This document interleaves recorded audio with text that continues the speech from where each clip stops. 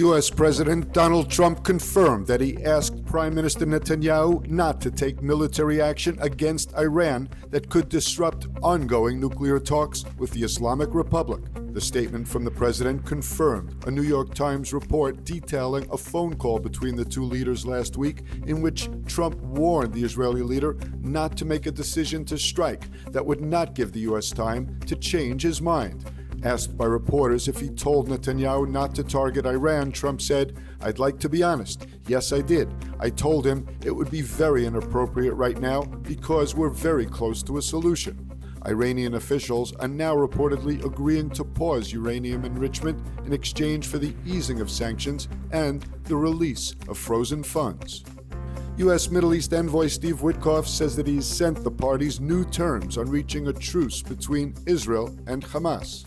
Witkoff says he now has very good feelings on reaching a deal for a temporary ceasefire that leads to a long-term resolution of the conflict. Yesterday, Witkoff reviewed the new offers with Israeli Strategic Affairs Minister Ron Dermer and is waiting for the Hamas response.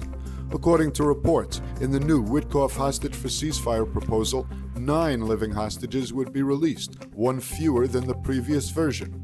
The release would be in 2 rounds. In addition, 18 hostage bodies would be returned during the period of agreement, which would be a 60-day ceasefire. Earlier in the week, Witkoff issued a statement saying that Israel will agree to a temporary deal that would see half of the living and deceased return and lead to negotiations to find a path to a permanent ceasefire that the U.S. would preside over. The new Israel-backed program to deliver aid to Gaza is reportedly starting to work more smoothly. Kogod says 121 trucks of aid entered Gaza during the past 24 hours. Israel resumed deliveries on May 19th after a pause since March 2nd, and since then 876 trucks of aid have entered the enclave. Some of the truckloads have been taken to 2 new aid distribution sites in southern Gaza's Rafah. The trucks carried flour, food, and medicine. The aid undergoes inspection by Israeli authorities before entering Gaza. At the Israeli-backed Gaza Humanitarian Foundation, Palestinians were seen carrying packs of supplies received from the U.S.-run group. The aid distribution is continuing largely without incident after being overrun and looted a day earlier. A second distribution site has also been opened by GHF and is working to open 4 sites in different locations in Gaza. As the Israeli-backed aid plan begins to operate, a UN warehouse was broken into by what were described by officials as hordes of hungry people. There was gunfire and 2 people were reportedly killed as a large crowd scrambled to grab whatever they could find.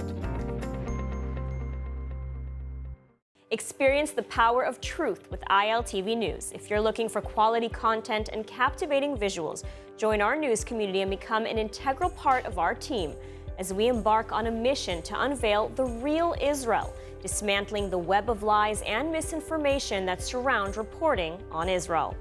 By subscribing to ILTV News, you will not only have access to the latest updates, but you will also amplify our message, creating a ripple effect that carries the truth far and wide.